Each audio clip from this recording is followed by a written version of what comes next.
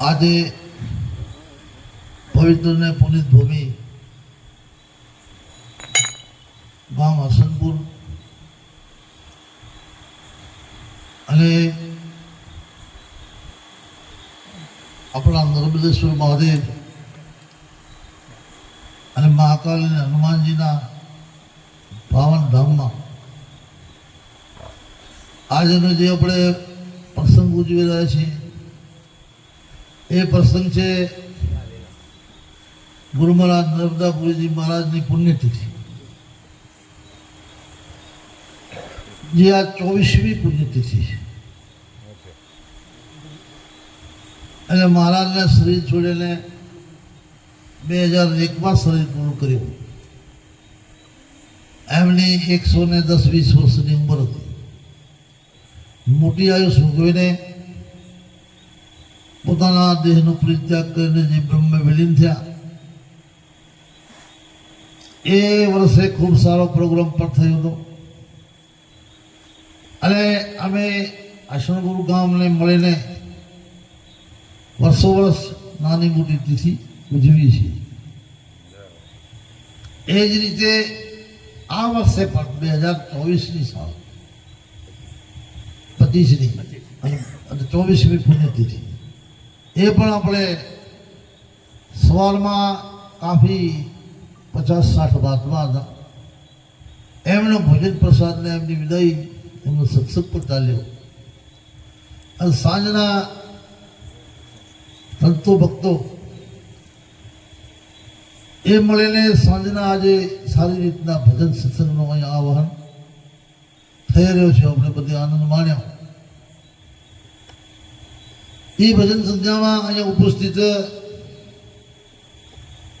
અમારા આદરણીય એવા ખૂબ એ બોલે છે ઓછો પણ સારી રીતનું જેનું વર્તન છે એવા ગિરધારીરામ મહારાજ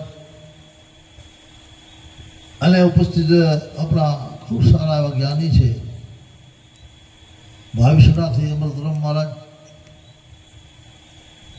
અને અમારા સંત શ્રી વેલજીરામ મહારાજ, સાથે સાથે રણછોડરામ મહારાજ અને આપણી સભાનું સંચાલન કરે છે એવા મોહનપુરી મહારાજ, અમારા સ્વામી શ્રી દેવેન્દ્રપુરી મહારાજ એ કોટડી ગુફામાં કાફી 13-14-15 વર્ષથી તપ કરે છે. ખરેખર એ પણ એક અલૌકિક મહાપુરુષની તપોસ્થલી છે. અહીંયા અમારા મલકપુરી મહારાજ એ પણ અહીંયા ઉપસ્થિત છે. અને આ સ્થાનમાં જે એના મહંત છે, એના વ્યવસ્થાપક છે એવા સ્વામી શ્રી દિવ્યાનંદપુરી મહારાજ, સાથે સાથે સામજીજી અમૃતપુરી મહારાજ એ પણ ખૂબ સારા સંત છે, જ્ઞાની છે અને ઘણા જીવોને ઉપદેશ જગાડી રહ્યા છે. અને સામથી સાથમાં ભક્ત મંડળ અમારા નટવરદાનભાઈ ગઢવી અહીંયા ભાખરથી નામ ભૂલી હા હેદલભા, અમારા ખૂબ સારા એવા ગાયક સંગીતકાર ને સુંદર ભજનો પણ ગાવે છે. અને એ કલાકાર નથી પણ ભક્ત તરીકે રાજુભાઈ પંજાબ અને તબલા ઉપર સવરાયો આપી રહ્યા છે અમારા ઈશ્વરભાઈ પ્રજાપતિ અને પ્રફુલભાઈ ઠાકોર. એવા ભજનના સમ્રાટ પરશુભાઈ પ્રજાપતિ અહીંયા ઉપસ્થિત અમારા જસપુરીય ગામથી ભક્ત મંડળ, ભાખરથી ભગત મંડળ, સામજી ભગત મંડળ, પટેલ ફાર્મથી અને માલણથી આજુબાજુ ગામોથી ઉપસ્થિત થયેલા ભક્તો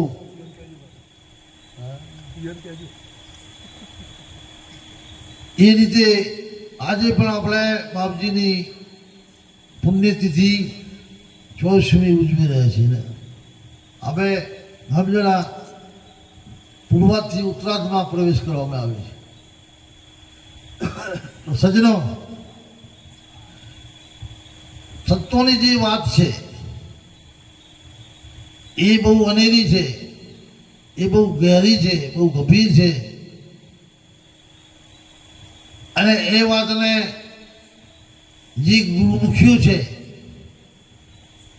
તે થોડી ઘણી સમજી શકે છે. અને આ વાતને સમજવા માટે બહુ ઊંડાણથી કોશિશ કરવી પડ્યો એમ છે. અમારા ભક્ત શ્રી દયાભાઈ કંતીલાલ ને ભગવાનભાઈ વગેરે તમામ ભક્તો સાઉન્ડ કહી દો. અને હા, આપણે એ પણ એક આપણા ઈશ્વરભાઈ ચૌધરી ધાંધેરીથી જેનો સાઉન્ડનો ખૂબ સારો સંચાલન છે અને બહુ જૂના માહિતગાર છે, જેને પાસે ખૂબ સાઉન્ડની મોટી સંખ્યામાં જથ્થાબંધ સાઉન્ડનો સગવડ છે. એ અમારે સાંજનો મતલબ ભજન માટે લાવવાનો હતો, પણ મહાત્માઓનો કંઈક એવો વિચાર થયો કે સવારમાં પણ સાઉન્ડ હોય તો સાધુ સંતો થોડું ઘણું બોલે. એટલે એમણે કીધું કે ભાઈ ઈશ્વરભાઈ જો થાય તો તમને થોડીક તકલીફ તો થશે, પણ સવારમાં સાઉન્ડ લઈને આવો તો સારો. હવે સવારમાં સાઉન્ડ લઈને આવે તો આખો દાડો કાઢવું. સવારમાં આવે ગયા એમને એવું અમારા પાસે ક્યારે બજેટનો નક્કી નથી કરતા. આપણે કહીએ કે જે બજેટ તો ઠીક છે, કંઈ મને સેવા આપો તો ઘણી છે, મને સેવા આપો તો હું ખુશ છું. જ્યારે તમે કહો ત્યારે મારો સાઉન્ડ હાજર થશે. એટલે ખરેખર એ પણ એક ગુરુભક્ત પુરુષ છે, સત્સંગી પુરુષ છે. એમાં ઘણા ખરા હવે મહાપુરુષો છે જે અમારે હંમેશને માટે ખૂબ સહયોગરૂપ બને છે. અમારા કમલેશભાઈ પટેલ આજ સંતોનો ભોજન એમની તરફથી હતો, અને આપણા સાંજે ભક્તોનો ભોજન આપણા હસનપુર ગામ તરફથી હતું. એમની પણ ખૂબ જબરદસ્ત સેવા છે અને એવી નમ્રતાપૂર્વક સેવા છે. અને આ જે સંતોનો, આચાર્યોનો, ભક્તોનો જે દક્ષિણાની વ્યવસ્થા છે તે અમારા સુરતથી લાજબાદ ચટણીના જે માલિક શેઠ છે રમેશભાઈ ગઢવી અને લાભુભાઈ ગઢવીની તરફથી આ પૂરી ભેટ દેવામાં એ આવી ન શક્યા કોઈ કારણવશ, પણ ભેટ બધી એમની તરફથી છે. એટલે માટે ખરેખર ગુરુ મહારાજની એવી દેન છે. અને ધાર્મિકતામાં જે ગુરુઓને નામ ઉપર જે પોતાના શરીરને અને પૈસાને નુસાવર કરે છે એ જ આ જગતમાં કાંઈ કમાઈને જાય છે. ગોઠો મારે ભેગા કરી તો કેટલાય ગયા, એને કેટલાના પૈસા પછી વાટવે છોકરા દારૂડિયા પાક્યા પી ઉગલને ઉપર આલે ત્યાં. પણ આવા કાર્ય જેના સંપત્તિ શરીર વપરાય છે ખરેખર એને ધર્મને ખરેખર જોડ્યો છે. અને એમને ત્રુટિ નથી આવતી. ગુરુ મહારાજ ચોથી આપી દે છે. એવી વાત જ નથી કે ગુરુઓને નામથી કંઈક આપણે સેવા કરીએ, કોઈ ખર્ચો કરીએ ને ક્યારે ખોટ નથી આવતી, એને ભગવાન આપી જ દે છે. અને કરી કોણ શકે? લોભીય માણસનો કામ આવ્યો નથી. લોભીય માણસ ક્યારેય કોનો કાઢે નહીં. એક છોકરાને પતંગનો રૂપિયો આલો હોય તો લોભીયો માણસ 50 વર્ષ છે. અને લાખોની સંખ્યામાં જે પૈસા વાપરેલો કે સંતોના ગુરુઓના નામ ઉપર, એ લોકો ભલે જગતમાં કમાણા, એનો નામ છે કમાઈ, કમાઈને સાચે રાહ પર વાપરી રહ્યા છે. એટલે તમારે ખબર છે કે એક છોકરા બાપા પાસે રૂપિયા માંગ્યો, 2 રૂપિયા. બાપા મને 2 રૂપિયા આલો, મારે પતંગ લાવવો છે. બાપા કીધું પતંગના 2 રૂપિયા શું કરવા? હું તને ઘણા પતંગ આજ ઉડે છે, કાપી દો 2-4. અને ચડ્યો ધાબે ઉપર. ધાબે ને કઠાડો નતો, અને ધાબે ને નીચે રસોડો અને ઘરવાળી રોટલા કરી દીધી. એ પતંગ ચગાવતો કાપવાને મોહમાં એ ધાબેનો છંદ પાર કરી ગયો અને નીચો પડતો થઈ ગયો. નીચે પડતો હોય અને ખબર પડી કે 2 મંજિલનો ધાબો છે, બચવાનો હું નથી. ઘરવાળી કીધું મારા 2 રોટલા ન કરતી, હવે ઊભું રહેવાનું નથી. જોજો હવે મરવાની નોબત ઉપર 2 રોટલા મને બગાડવા નથી.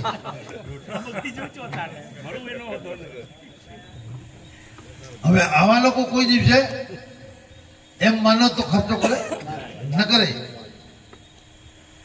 તો ખર્ચો તો જે ગુરુને નામ ઉપર એને નામથી જે પ્યાર છે, એને નામની જેને શ્રદ્ધા છે, એ માણસો પોતાને તન મન ને ધનથી સેવા કરે છે. અમારા સંતો જે છે એમ બધા આપણા શિષ્યો ઘણા છે, બધા પોતપોતાની જગ્યાએ ખૂબ સારા છે, પણ અમુક કાર્યોમાં જે સતત રહીને જે અમને મદદ કરે છે, એક આશીષ દયાલપુરી આ જેટલી પણ મને જેટલી માન્યતા મેળવી એટલી બધી એ હકીકતમાં આગેવાની એની જ હોય છે, અને એ સેવા રૂપમાં હંમેશા માટે લાગી હોય છે. એવા સ્વામી દેવેન્દ્રપુરી એ પણ જબરદસ્ત ગુરુ ભક્ત છે, ગુરુને આદેશ ઉપર ચાલનાર વ્યક્તિ છે, અને ક્યારે પણ આપણે એમને કહી દઈએ આ કામ તારે સંભાળી લેવાનું છે તો 100% સંભાળી લે. આપણે હાજર હોઈએ કે ન હોઈએ, મોડા આવીએ કે વહેલા આવીએ, આપણે ચિંતા રહેતી નથી. અમારા બળવંતપુરી છે, દિવ્યાનંદપુરી છે, અમૃતપુરી છે, આ બધા આપણા શિષ્ય છે, પણ ખરેખર એક બધા મહાન પુરુષો છે, ગુરુ ભક્ત છે, અને એમની અંદર સારા સંસ્કાર ભજન પણ કરે છે, સારું જીવન પણ જીવે છે. અહીંયા એક ઉપસ્થિત આપણા ઉદાસી સંત છે જે બેઠા, એ ચીનુ ભારતી મહારાજને આ બાજુ જે સામગીરી મહારાજનો જે ઉકરડા આશ્રમ છે, અહીંયા પોતે ભજન કરે છે, ખૂબ જ સારા ભજનાનંદી પુરુષ છે. એટલે માટે સજ્જનો આપણી ભૂમિમાં સંત ઘણા છે, કેટલાય મહાપુરુષો છે, અને આપણી ભૂમિમાં એવા સારા સારા આચાર્ય પણ છે જે લોકોને ખૂબ જગાડવાનો કામ કરી રહ્યા છે, લોકોની અંદર ભાવ ભરી રહ્યા છે. આ મહાપુરુષો જો ન હોય તો જગતના જીવોને ક્યારે પણ સાચી રાહ મળે એમ નથી. એટલે માટે સંતનો જે મહિમા છે એ મહિમા ઘણી ગહન, ઘણી ઊંચી છે.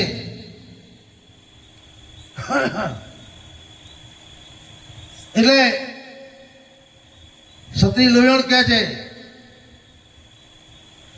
એ જીરે લખા ગુરુને પદનો પારે પામે. આવા ગુરુનો પદ છે, કોઈ પાર પામે શકતા. એ જીરે લખા એ ગુરુને પદનો પારને પામે. એને કોઈ મોટા મોટા મુનિવર એ માને રે લખા. એ ગુરુજીને પદનો કોઈ પારને પામે. એવા ગુરુનો પદ ગમ છે, એનો પાર સમજવો બહુ મુશ્કેલ છે. એટલે માટે અમે જે કંઈક પ્રયત્ન કરી રહ્યા છીએ ઋણ ચૂકવવાનો, ગુરુ મહારાજનો ઋણ ચૂકવવાનો, આ આશ્રમ તરફ જે અમારો લગાવ છે, કંઈક આશ્રમમાં સારો થાય, ગુરુ મહારાજનો નામ ઉજાગર થાય, ગુરુને નામને ઉજળો કરે, એનો નામ તો શિષ્ય છે. એ ભલે ગુરુનો શિષ્ય બન્યો, લગા તો જોડી મેં પથરા લખવાનો કોઈ મતલબ નથી, ઉલટા ગુરુ મહારાજ ભારે બને, ઉલટા ભારે બની જાય. એટલે જે ગુરુ મહારાજ એક જે વિભૂતિ હતી એ જે જોડે શકે એ જોડે ન જાણે ક્યારે સત્રી સાતવે હવરા બેઠો રીતે સમજી શકે નહીં. ભલે એક મહાન વિભૂતિ પુરુષ હતા, એવા ત્યાગ તપસ્યામાં પુરુષ, ભજનમાં પુરુષ, નિર્લાલચી પુરુષ, નિર્લોભી પુરુષ, નિરભિમાની પુરુષ, આવો સંત આપણે કોઈક વિરલો વિરલો સંત દેખવા મળે છે. કારણ કે એમના જીવનમાં ક્યારેય મેં લોભ ન જોયો, ક્યારે પણ અમે જે એમના શિષ્ય હતા એમણે પણ ક્યારેય કીધું નહીં તું મને પૈસાનો ટેકો કર, તમે મારી સેવા કેમ નથી કરતા. અને એ બધા પ્રખર સમજદાર પુરુષ. ભલે અમારો જે અમારા ફરજમાં આવતો હોય તો અમે કરતા જ, અમારા ફરજમાં આવે તો ગુરુની સેવા કરવી જ જોઈએ, પણ એમણે કોઈ દિવસે કીધો નથી. એટલે એવા મહાપુરુષ, પરમ ત્યાગી પુરુષ, નિર્લાલચી પુરુષ. હવે એમને પાસે નાનો બાળક આવે તો એવા, મોટો જ્ઞાની આવે તો એવા, મોટો મહેનત આવે તો એવા. અને તમે એમને આસન ઉપર જઈને બેસી જાઓ તો તમને ના ન કરતા કેમ બેઠો છે એમ નથી. એટલે બાવા તો ખીજવે છે, પેલા પેલે આસન પર બેઠા તું, પણ એમને એવું પણ કાંઈ નતું. એકવાર હું આવ્યો તો એમને ભેળો કોઈ બેઠેલો આસન ઉપર. મેં કીધું ભાઈ તને કાંઈ શરમ આવે છે? એક મહાન સંતને આપણે એની મર્યાદા જાળવવી પડે. હજી સુધી અમે મહારાજના સમા ક્યારે ખુરશી નથી બેસતા. આજ તું બાપજીને જોડે બેઠો, મને કે શોકા મુઓ, શોકા મુઓ. હવે એનો સ્વભાવ બાળજો. એટલે એવા મહાપુરુષ એક વખત મેં એમને જિકર કર્યો. મેં કહ્યું બાપજી તમારો શરીર છે ને હવે ઉંમરવાળો થયો, અમને ભરોસો છે કે હસનપુરના દરબારો, પ્રજાપતિઓ, ઠાકોરો આપણી સેવા 100% સારી કરી રહ્યા છે, કોઈ સેવામાં કમી નથી, પણ અમારો ફરજ બને છે તો તમે કહો તો અમે તમારી પાસે આવી જઈએ, અને તમે ચાહો તો મારે આશ્રમમાં અહીં આવી જાઓ. બલકે આશ્રમમાં તો ઠીક છે, હું જે જગ્યા બેઠો છું એ જગ્યા મારી સેવા ઘણી થાય છે, ગામના માણસો મારી ભરપૂર સેવા કરે છે, એમાં કોઈ કસર નથી. તો કીધું હું ત્યાં તમારી બાજુ ઉભરી જાઉં કે દેખ તું જે છે ને સત્સંગી પુરુષ છે, હવે સત્સંગી વ્યક્તિઓને તપેલામાં જવા રાખવા એ યોગ્ય એમને મુક્તિ કીધી કે જે તું કામ કરી રહ્યું છે એ અમે નથી કરી, અમે અમારો ભજન કર્યું છે, પણ તું જે પ્રચાર પ્રસાર સત્સંગનો કરી રહ્યો, અનેક જીવોને જે રાહ ઉપર કા પ્રેમી જીવોને જે ઈશ્વર પ્રેમી બનાવી રહ્યો છે, એનાથી મોટો કોઈ કામ નથી. અમારે ગુરુ બધું એ જ કીધું છે. એટલે તને તપેલા માંજવા ક્યારે મારે રાખવો નથી, એમ તારે લેવો મોજ પડે તો હંમેશ માટે રહે, પણ અહીંયા તપેલા માંજવાનો કોમ તારો નથી. તું સત્સંગ કરે છે એ અમારી સેવા છે, એ અમારી પરમ સેવા છે. ગુરુની સેવા,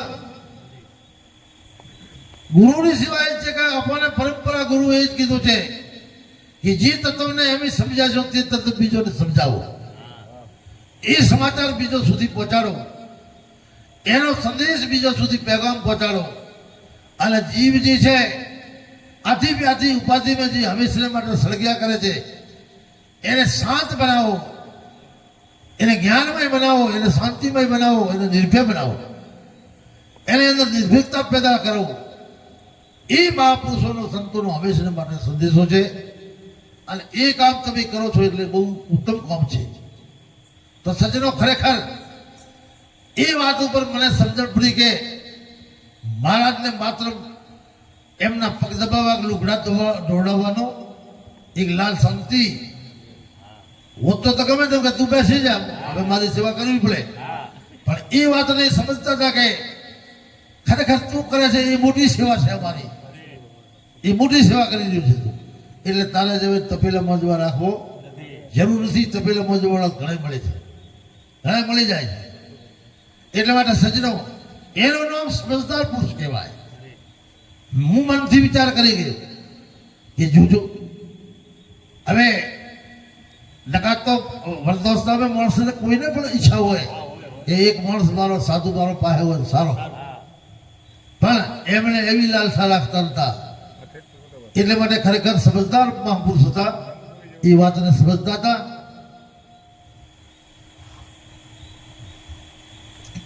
એટલે આપણે કોઈ પણ મહાપુરુષોને બારેમાં શું કહેવું?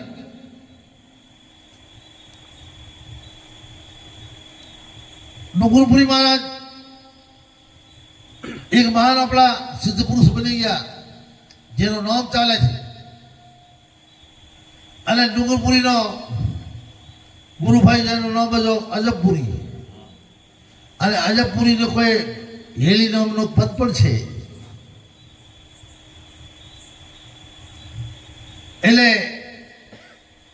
પગ વિના રે પેદલ ચાલનો હેલી મારી ગુરુ વિનો ઓછળ ભોગ, એ અજબપુરીનો પદ છે. એની પદ એવા અજબપુરી એક ભોળાફાળા મહાત્મા હતા, ડુંગરપુરીના ગુરુભાઈ હતા. અને ડુંગરપુરી મહારાજ એક એમને એક સંન્યાસી લોકો 4 ખૂણાનો ટોપો પહેરે છે, ભગવો ટોપો એમને પહેરાયો કે મારી ભેટ છે તને તું પહેરીને ફર. એ ટોપો ફેરીને અજબપુરી ફરતા ફરતા ફરતા વિચરતા અહીં ગિરનાર પર્વત ઉપર પહોંચ્યા, અને ત્યાં એક સારંગીરી નામનો નાગા બાવા, એ તમામ તાંત્રિક હતો, વિશેષ તાંત્રિક. અને ત્યાં અજબપુરીને કીધું આ ટોપો મને આપી દે. કે આ ભાઈ ટોપો કોઈ એની કિંમત નથી, કોઈ મોટી કિંમત નથી, હું તમને આપો તો વાંધે જેવો નથી, પણ આ મારા ગુરુભાઈ મને પ્રસાદ રૂપ ભેટ આપેલી છે. એક મારા ગુરુભાઈ સિદ્ધ પુરુષ છે, એમની ભેટ છે, એટલે ઓને હું દેવા માંગતો નથી. આ મારા ઉપર જે મારા સર ઉપર જે ટોપો મૂક્યો છે ને, એ મારા ગુરુભાઈ સિદ્ધ પુરુષના મારા ઉપર હાથ જ છે, એવો હું માનું છું. એટલે મારા ટોપો દઈ નહીં શકો. પેલા કીધું હું જબરદસ્તી લઈશ. હવે ગિરનાર તો નાગા બાવાનો ક્ષેત્ર, હવે અહીંયા બચારો ધ્યાનથી સાધુ થયેલો ગયો, એટલે કે ભાઈ જબરદસ્તી કરો તો તમારી ઈચ્છા છે, બાકી મનથી નહીં આપો. અને એમણે એ ટોપ લેવાનો જો ચેષ્ટા કરી, અને મનોમન યાદ કર્યા તો પૂરી એ ગુરુભાઈ હું તો કોઈ સિદ્ધ નથી, પણ તમારી કૃપા હોય તો હવે તમારી પ્રસાદ મારે દેવી નથી, પણ આમ મને મજબૂર બનાવી લઈ રહ્યો છે. અને ચોટણથી હાથ લાંબો કરી ટોપો ઉપરથી લઈ લીધો. ક્યાંક ગિરનાર ક્યાં ચોટણ, એક હાથ દેખાણો પેલે સારંગીરીને, અને ટોપો ઉપરથી લઈ અલોપ થઈ ગયો. સારંગીરી કીધું કે તેરા ટોપ ક્યાં ગયા? કે ભગવાન જાણે મારો ટોપ ગયો ગયો, મને ખબર નથી, પણ મારા ગુરુભાઈને મેં હૃદયથી યાદ કર્યા હતા, એ સિદ્ધ પુરુષ છે. તો કે એક હાથ દિખાઈ પડા था, આ ટોપા ઉપર से लिया मेरे देखा. તો એવો તારો ગુરુભાઈ ક્યાં રહે છે? કે ચોટણ નામનો ગામ છે, ત્યાં પર્વતની અંદર એ તપ કરે છે, ત્યાં રહે છે. એમ મારે એને દેખવું પડશે. હવે એને પાસે વિદ્યા મળતો, તંત્ર મળતો. આથી સારંગીરી આકાશ ગમન કરીને તે ચોટણ પહોંચે. ડુંગરપુરી મહારાજ તો ખબર પડી ગઈ, એક પુરુષજી આત્મ સિદ્ધિ વાળો પુરુષ છે. આત્મા સિદ્ધિ વાળો પુરુષ તો સમુદ્ર છે, પણ જે તંત્ર મંત્રની સિદ્ધિ વાળા છે એ તો ખાબોચિયા ડેમડા તળાવડા એવા છે. હવે તંત્ર સિદ્ધિનો બળ લઈને ત્યાં પહોંચ્યો. ડુંગરપુરી મહારાજ ઓળખી ગયા કે આ રહ્યો આ જ છે, અને મને પોતાના ચમત્કાર દેખાડવા આવ્યો છે. કોઈ વાંધો નહીં, આવકાર આપ્યો, આસન આપ્યો, અને પૂછ્યું મહારાજ નાસ્તો કરશો? કે હા ભૂખા તો હું. મહારાજને કીધું તાત્કાલિક હું પેલા રોટલા કોણ બનાવે? ખીચડી બનાવી દીધી. ખીચડી બનાવે તૈયાર કરે, કીધું કે તમારો પાત્ર હોય તો લાવો ને, કે હું મારા પાત્રમાં તમને આપ. તો ના મેરી પાસે ખપર હે. તો કે તમારો ખપર લાવો. ખપર અને બેઠા બેઠા આટલો દૂર ખપરને આગળ કરી જા ખીચડી લઈ ગયા. અને ખપર ઉડ્યો જાય તપ ડુંગરપુરી મહારાજને પાસે પડ્યો. ડુંગરપુરી મહારાજ એમ ખીચડી લઈ માજી કઈ આપો તો ઘી આપો, કડી આપો, જે આપ્યો, અને કીધું મહારાજ લઈ જાઓ તમારો ખબર, હવે લઈ જાઓ, જેમ તમે મોકલ્યો એમ પાછો લઈ જાઓ. કઈ એમને વિદ્યાના પ્રયોગો કર્યા, પણ ખબર ત્યાંથી હલ્યો નહીં, ઊંચ્યો નહીં. કઈ પ્રકારના બીજા પણ એને ચટકડા બટકડા કર્યા, એટલે એને કઈ થયો નહીં ડુંગરપુરી મહારાજને. ત્યારે મને એમ થઈ ગયું કે આ મારે તંત્ર વિદ્યા કરતો એ મહાપુરુષ તો ગહેરાઈ મેં ખૂબ છે, બહુ ગહેરાઈ મેં છે. એટલે હવે આ બધા મારા નાટક છે તો કોઈ છોડી દેવા પડશે અને આ પુરુષની શરણમાં રહીને આત્મ કલ્યાણ કરવા માટેની ચેષ્ટા હવે કરવી પડશે. ત્યારે ડુંગરપુરી મહારાજ એને સંબોધીને કહે છે, અરે નખરા છોડ દે જોગી રાજા. અરે આ નખરા છોડ, આ તો નખરા છે બધા. નખરા છોડ દે જોગી રાજા, અસલ ફકીરી ધામ. આ નટવાળા નખરા છોડ દે જોગી રાજા, અસલ ફકીરી ધામ. કે તને એમ છે કે આ ઘણો મોટો તપ કરવાથી સિદ્ધિઓ પ્રાપ્ત થાય છે, पर एक ऐसे तप तपी जो हरी मिले सबको लिए तपाए, नित का तपे डूंगरा कदमरा पुर जाए. अरे जोगी राजा नखरा छोड़ दे, असल फकीरी था. आ डूंगरपुरी महाराज सारंगगिरी ने बोध करे थे. तो खरेखर જે આપણા મહાપુરુષો થયા એ આત્મ સિદ્ધિથી જે ભરપૂર થયા પુરુષો, એ પુરુષોને માટે 8 સિદ્ધિ 9 નિધિ એને હાજર હોય છે. એને બીજો કઈ કરવો પડતો નથી. એની જો ક્રિયામાં એ લાગી જાય તો એને બીજો કઈ કરવો પડતી. અને ડુંગરપુરી મહારાજ કીધો પણ છે કે આસન તપે જેને આકાશનું છે, આકાશ આસન તપે જેને આકાશનું છે. અરે બંદા બંદગી में होशियार रहना, अब तो तेरे क्या चाहिए. માણસ માત્રને બંદગી में હોશિયાર રહેવા જેવો છે. અને બંદગીમાં જો માણસ હોશિયાર રહે તો એને પાસે બધી સ્થિતિઓ આવી જાય છે, સ્વાભાવિક. અને સૌથી મોટી આત્મા સિદ્ધિ છે. માણસને આત્મા સિદ્ધિ થઈ જાય તો એનાથી પછી બીજી સિદ્ધિઓ બધી ચૂકી પડે. એટલે માટે આપણા ભારત વર્ષના સંતો જેટલા થયા એ બધા આત્મ સિદ્ધ પુરુષો હતા, આત્મા સિદ્ધ પુરુષો હતા, અનુભવી પુરુષો હતા અને એક નિશ્ચય ઉપર પહોંચેલા પુરુષો હતા. હવે આપણે ડખા કેમ થાય છે? માણસને પાસે બુદ્ધિ 2 પ્રકારની છે. એક ભ્રમક બુદ્ધિ છે અને બીજી નિશ્ચિતમક બુદ્ધિ છે. ભ્રમક બુદ્ધિ વાળો ક્યારેય એ નિશ્ચય ઉપર પહોંચતો નથી.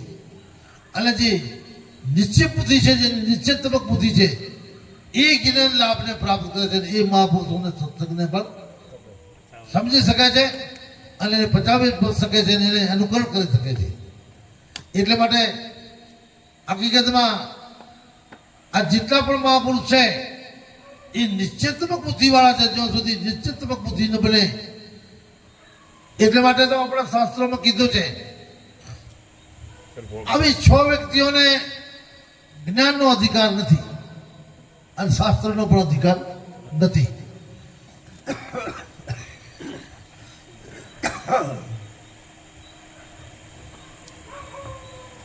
આવી 6 વ્યક્તિઓ છે આ સંસારમાં. સુખી, વ્યાધિ, આળસુ, કુમતી, રસિક બહુ સોઈ, તેના અધિકાર શાસ્ત્ર કો સદદોષી જન જોઈ. એક બહુ સુખી માણસ, એમ આ સંતની કહેવત અમારા ગીરધારી મહારાજ ટાળી છે, કારણ કે બહુ સુખી છે, પણ આમ બહુ સુખી છે પણ છતાંય અહીંયા ચટાઈ ઉપર બે કરે છે, સાંભળે છે.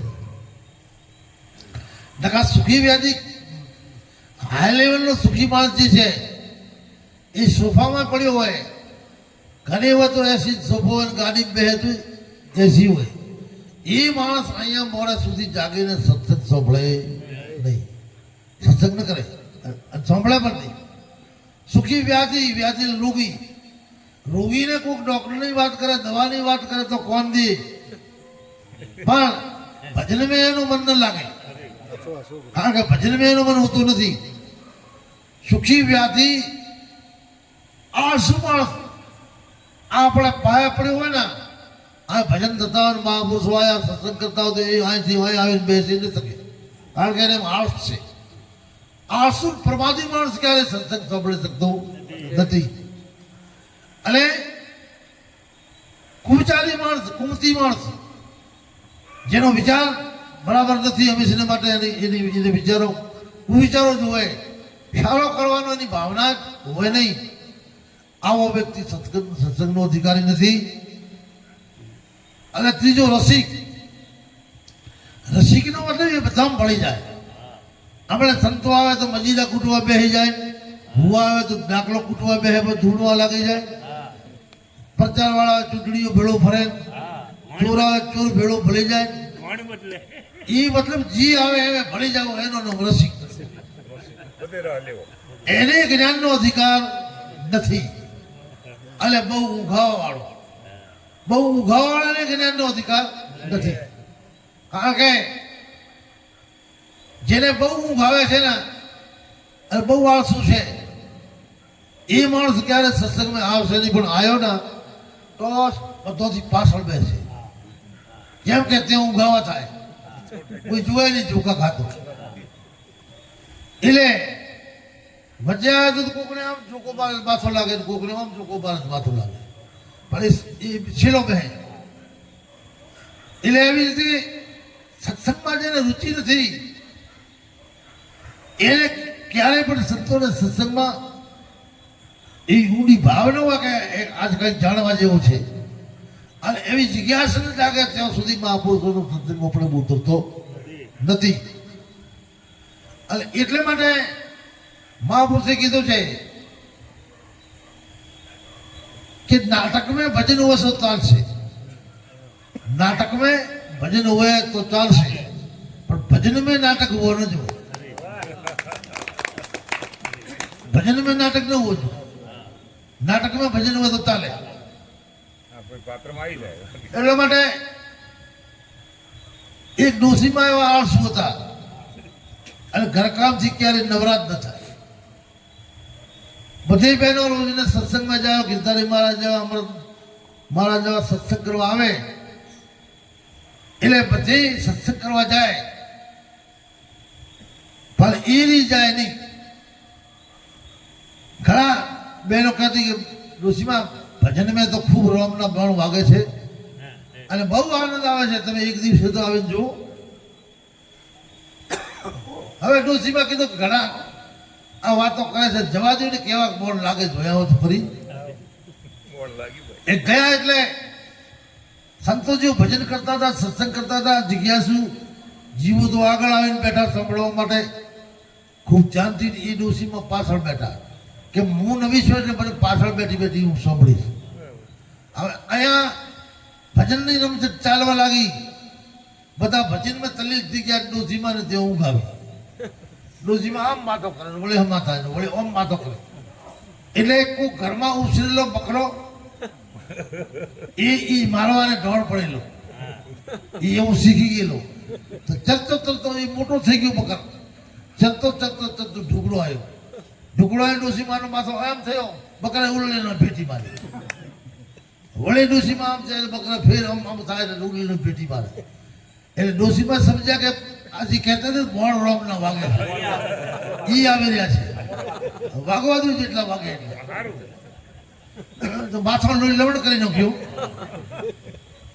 એટલે સત્સંગ સમાપ્ત થયો. બધી બહેનો ઉઠી ઘરે જવા માટે. ડોશીમાં પાછળ પાછળ નીકળ્યા. એટલે પૂછ્યું બેને કે ડોશીમાં કેવા ભજન તમને લાગ્યા? ઓહો, મને તો એવા રોમના બોળ વાગ્યા છે કે માથો પાડો લોહી લવણ કરી નાખ્યું.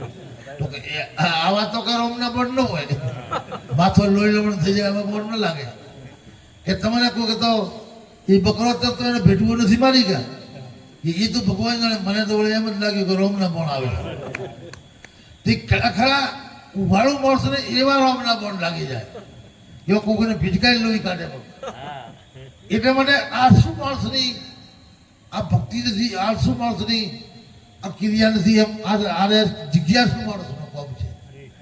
જિજ્ઞાસુ માણસ જે હોય, તમે દેખો જેને વરસાદ આવે ને, વરસાદને બુંદો પડવા લાગે ત્યારે પેલા હોલડા છે ને, એ હોલડા તો દોડી દોડીને ઉડી ઉડીને ઝાડો પહેરી જાય.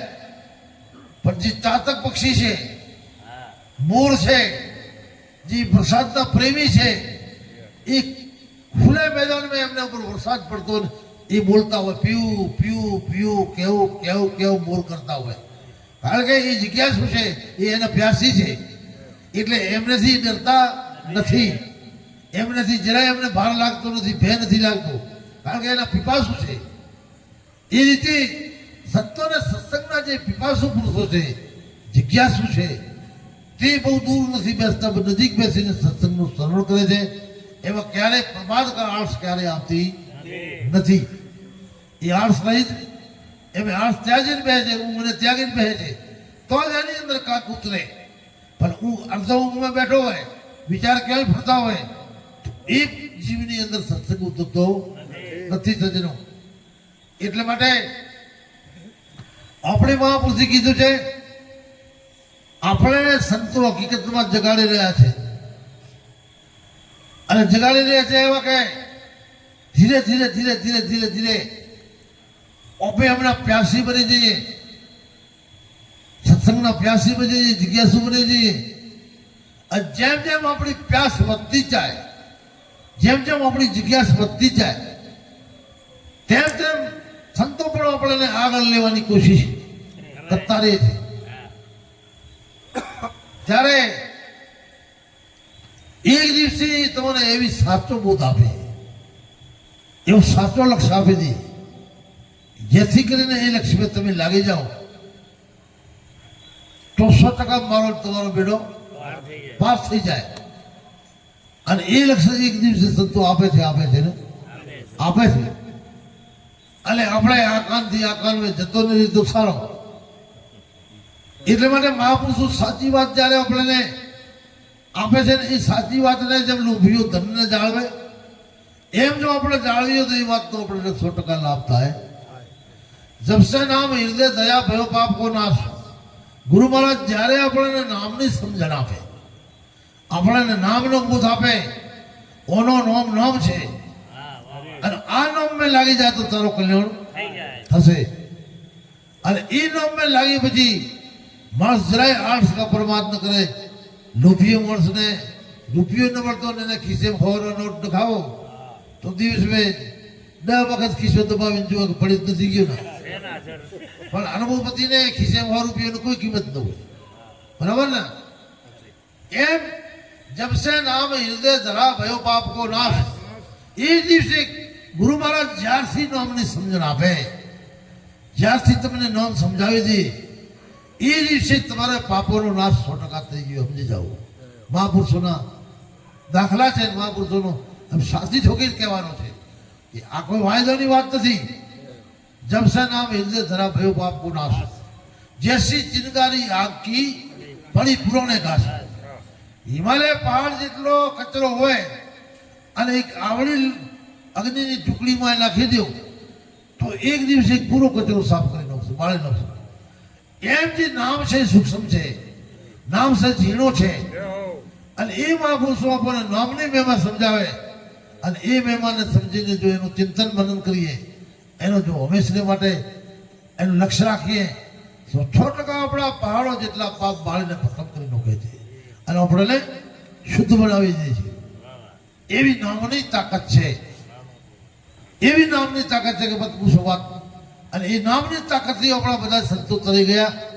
અને એ નિર્ભયતા, નામની તાકાત દ્વારા જ નિર્ભયતા. નિર્ભયતા કેની હતી? નામની. એક વખત એક રાજાની સવારી નીકળી રહી હતી, માસ્તાની સવારી નીકળી રહી હતી. એટલે એનો રસ્તો ખુલ્લો કરવા માટે બધાને હટાવી રહ્યા હતા એના કર્મચારી. નાના મોટા ગલાઓ, બીજા દુકાનો લારીઓ બારીઓ, હટો હટો હટો, રાજાની સવારી આવે છે. અને એક ફકીર તે રસ્તે મેં ધૂમનો લગાવીને બેઠો. ફકીરને જાય કીધો એટલે ફકીર કીધો કે કોણ રાજા હે? રાજા કોણ હોતા હે? તો કે અરે નગરનો આ એરિયાનો રાજા છે, એનું નામ બાદશાહ છે, सम्राट.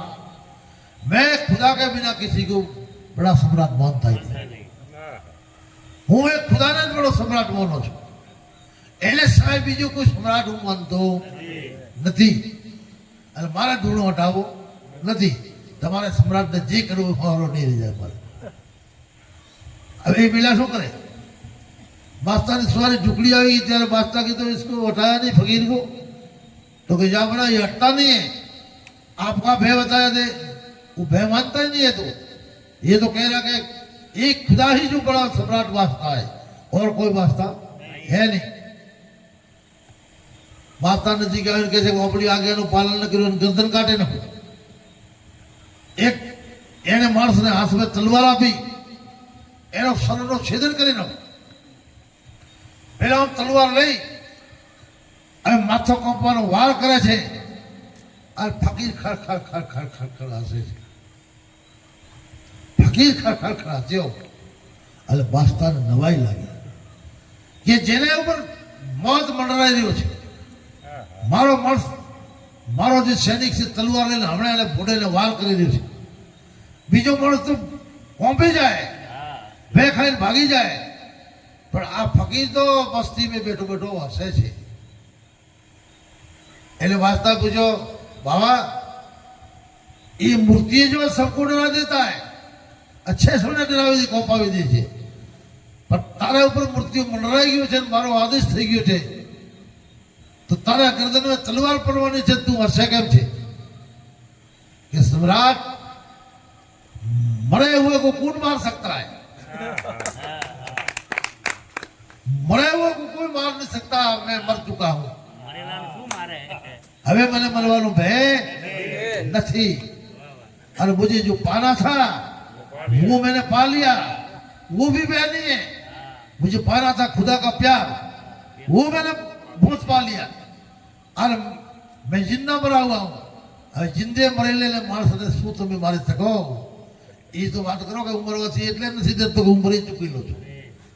અને सम्राट हाथी की सवारी छोड़े ने चरणों में आवे दंडवत साष्टांग प्रणाम कर दीधा। ओहो आवो निर्भय पुरुष, आवो निर्भय पुरुष जी छे। ये निर्भय पुरुष क्यारे बने? निर्भय पुरुष त्यारे ज बने छे तमे तमारा लक्ष्य ने प्राप्त थई चूको त्यारे, तमे तमारा लक्ष्य में प्रवेश करी जाओ ने त्यारे निर्भय बनो छो। એટલે एक कोई फकीर ने પોતાને મુર્શિદ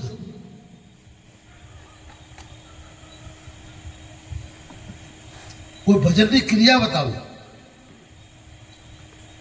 કે આવી રીતે તું 12 સાલ ભજન કરજે અને પછી તને ભજન સિદ્ધ થશે।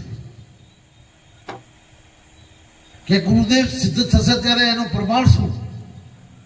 આ મારો ભજન 12 સાલ કરવાથી आ 12 साल तभी की दो मैं वर्तो हूं तो पता तभी को सिद्ध थी जैसे तो एनो प्रमाण शू? એટલે મુર્શિદે કીધું પ્રમાણ હે 12 साल થઈ જાય તો પૂરેપૂરો હું કોછવા મેનો અનુચિંતન કરજે, અનુકરણ કરજે, અને પછી તારાની પરીક્ષા કરવી હોય જે ક્યારે પણ અને હોરીને હોરી બનાવી દી અને હોરીને હોરી में બદલી દી ત્યારે સમજી જાવ તારો ભજન સિદ્ધ છે। હવે એને 12 સાલ સુધી એ ગુરુને આપેલો ભજન ચિંતન કર્યો। 12 સાલ હવે એને એમ થયો કે ભજનની સિદ્ધિ થઈ કરના તો હવે કેવી રીતે મારે એની પરીક્ષા કરવી? ત્યારે એને વિચાર કર્યો કે આ નગરનો જે સમ્રાટ છે એની સમ્રાટની કચેરી અત્યારે ભરી પડ્યું છે, એના સભાસદો બેઠા છે અને એની અંદર જઈને મારે માંગણી કરવી છે કે સમ્રાટ તેરી શાહજાદી मेरी साथ शादी कर दे। હવે હું સાધારણ ફકીર એક લંગુટી વાળો જો એ તૈયાર થઈ જાય શાદી કરવા તો મારો ભજન સિદ્ધ થઈ ગયો છે। મારે શાદીનો કોઈ મતલબ નથી, પણ મારે ભજનની પરીક્ષા કરવી છે। કારણ કે આ વસ્તુ બહુ એટલી બધી ઊંચી છે કે જ્યાં સમ્રાટ બાસ્તાન કેવો એક ફકીર અને હું એની શાહજાદી માંગુ મારી ગરદન તત કાઢી નાખે, આ તો લાખ વર્ષો સુધી જેલમાં ગાલી દે, પણ મારે આ કરવો તો છે જ, મારે પરીક્ષા તો કરવી છે। નીકળી ગયો બાસ્તાની કચેરી ભરી પડી હતી, સભાસદો બધા બેઠા હતા, ફકીર નિર્ભેકતાથી કોઈ પણ ભય નહીં और कचहरी में बादशाह ने सम उभिन के थे सम्राट मैं एक फकीर हूं और मुझे जरूरत है औरत की तेरी शाहजादी मेरे साथ शादी कर दे बादशाह वाले मारो बड़ो पागल से आप पागल थे क्यों भंग पी गयो શું છે का तो मगज चचकी गई उनका बहुत पी रहा है આવી વાત થાય પણ રાજાઓ છે ને એ થોડા સમજદાર હોય રાજાઓને પ્રધાનની સલાહ પહેલી નહીં સમ્રાટ અને પ્રધાન સમજ્યો કે પ્રધાન આ શું કહે છે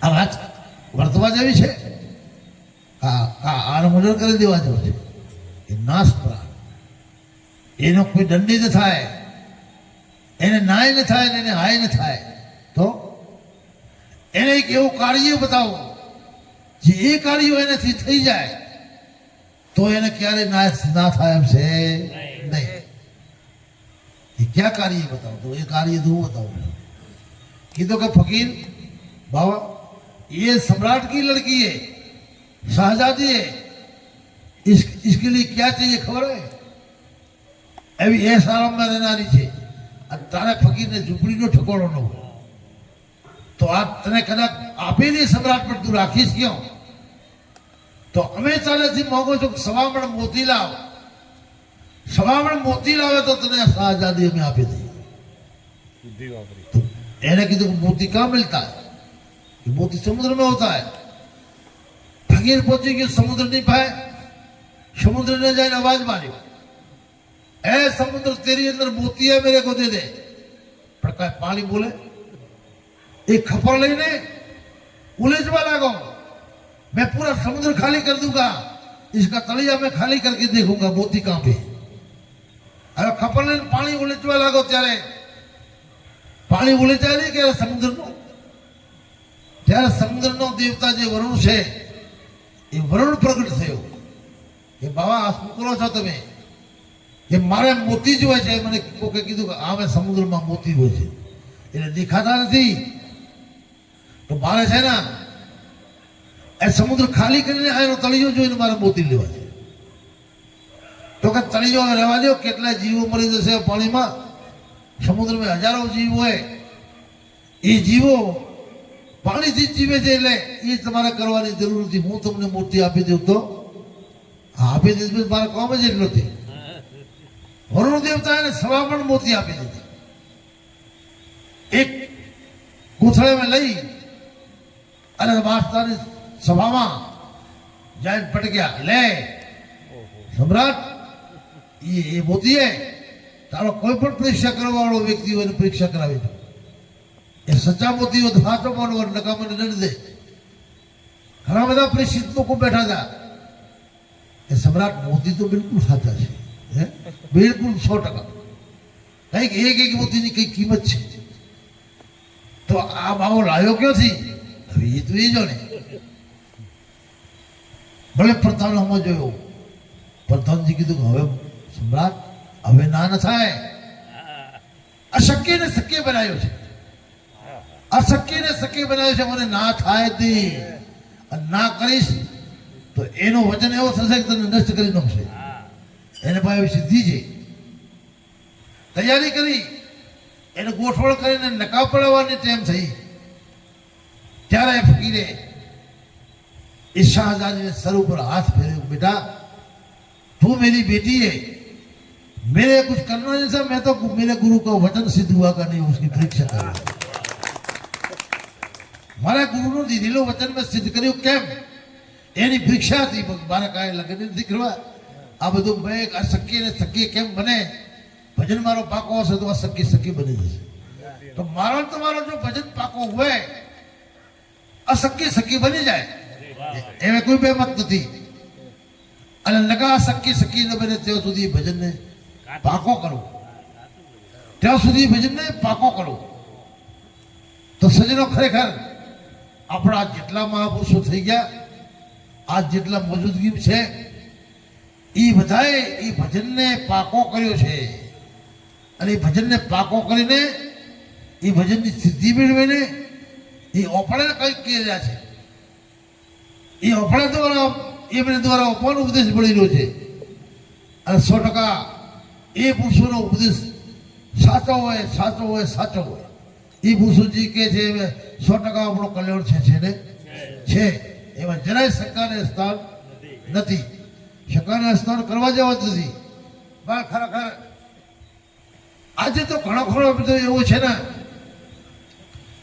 જ્યારે આપણા શિષ્ય બનવા આવે ત્યારે આપણે એને પૂછ્યું તારે સેવક કેમ બનવું છે? મહારાજ, મનુષ્યનો જન્મ છે અને તમારો ઉપદેશ મળે તો થોડા ભગવાનનું નામ લઈએ. પછી એટલો જ કામ છે કે બીજો કોઈ? કે ના, એટલો જ છે. ઉપદેશ તમે હાલી દો તો પછી હજારો દુખલી આપણી આગળ ઠલવવા આવે. હજારો દુખલી ઠલવવા આવે. અને ઘણા ખરા તો આજ હસબન્ડની જ વાત લઈને આવે. બાપજી, મારે છોકરો હસબન્ડ થયો નથી, કરાવો નકા. હવે હું તમારે આ જગ્યા છોડી પછી હસબન્ડ તો મારો નથી એટલે હું આવો છું. હવે તારે છોકરીનો કયો કરાવો? બોલ ભાઈ, સમજ્યા? એટલે આ વાતની માણસ ઘણો આવે છે. આ વાત ક્યારે સત્ય પાસે લઈ જાઓ જરૂરી નથી. સત્ય તમને એનો દાવો નતો કર્યો. અને સંતો તો એમ કહી રહ્યા છે, ભગવાન પણ એમ કહી રહ્યો છે, ભેંસ મારો, ભૂખી મારો, નકશે પાડો ખાલ, તોય મને ન છોડે તો પછી કરું ન્યાલ. એટલી બધી પરિસ્થિતિ તમે ભોગવી લેશો તો પછી તમને ન્યાલ કરશે 100%. અને જેને આપણે આજ કહીએ છીએ કોઈક સુખી માણસને એના ઉપર ભગવાન બહુ રાજી છે. ભગવાન કહે છે એના ઉપર મારી પૂરી કફામરજી છે. જે જન્મે ડૂબાઈ ગયો છે મને મારે હમણાં જોઈ શકે એમ નથી. અને મારી તો જ્યારે માણસના ઉપર કૃપા થાય ને ત્યારે હું બધું માણસથી છીનવી લઉં. શું કહે છે? બધું છીનવી લ્યો છું. મારે સવાય બીજો કોઈ નથી, બીજો માસા નથી એની. એટલે માટે સજનો, હકીકતમાં પરમાત્માની પ્રાપ્તિ તો માણસને ત્યારે થાય છે, પણ માણસને જોવે છે બીજો, દુખે છે માટો, કૂટે છે પેટ. એટલી માટે એ કામ કોઈ દી બને એમ છે નહીં. પણ છતાં ઠીક છે, તમે ભજન પ્રેમી છો, તમે ગુરુ પ્રેમી છો, તમે ઈશ્વરના પ્રેમી છો, એટલી વાત સારો છે. જેટલા છો પણ ભલે થોડા છો તો એક દિવસે વધશો. એનેથી ખસતા નહીં, આગા પાછા ન થતા. પોઈન્ટ પકડી રાખજો. પોઈન્ટ પકડી લેવો છો તો એક દિવસે ત્યાં આપણે પહોંચવાના. આ મહાપુરુષોનો પણ દાવો છે, સાથે એમનો આશીર્વાદ પણ છે. એ પોઈન્ટ પકડી દેશો તો 100% આપણે લક્ષ્યને પ્રાપ્ત કરીશું. તો ખરેખર ખૂબ ધન્યવાદ. તમે એક અમારે નાના આમંત્રણને મન આપીને જે બધાએ ઉપસ્થિત થયા, અને થોડો સમય પણ વધારે થયો છે, આપણે આવતો જાતો દ્રષ્ટિ પણ કોઈ પડી હશે, એ બધું અમને માફ કરી દેજો. અને ભલે કોઈ ટાઈમ આમંત્રણ મળે તો જરૂર પધારજો. અને તમે લોકો આવીને અમને ખૂબ ઋણી બનાવ્યા. ગુરુ મહારાજને આજે પ્રસંગને તમે લોકો સારી રીતે ગર્વિત બનાવ્યો. કારણ કે પ્રસંગ તો આપણે ઉજવવું, આપણે કોઈ આવે નહીં તો શું ઉજવવું? આવે તો જ પ્રસંગ ઉજવાય. અને ખૂબ ધન્યવાદ અસલપુર ગામ, જે એમણે પણ ગુરુ મહારાજની સેવામાં ખૂબ સવારથી લઈને અત્યાર સુધી તત્પર છે અને ખૂબ સેવાભાવી છે. એમણે પણ ગુરુ મહારાજ ખૂબ સુખી રાખે, ભવિષ્ય માટે આવા કાર્ય કરતા રહે. એટલો કહીને મારી વાણીને વિરામ આપું છું. સદગુરુદેવ કી